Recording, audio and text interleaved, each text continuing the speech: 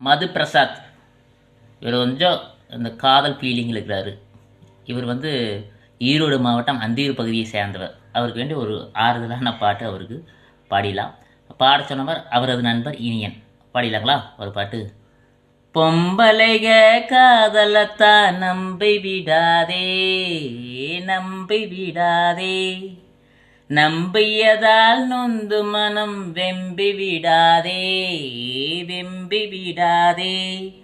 அத்தான்னு சொல்லியிருப்பா ஆசைய காட்டி, அண்ணான்னு சொல்லி நடப்பா ஆலயம் மாத்தி, ஆம்பளை எல்லாம் அகிம்சா பாட்டி, பொம்பளை எல்லாம் தீவிர பாட்டி.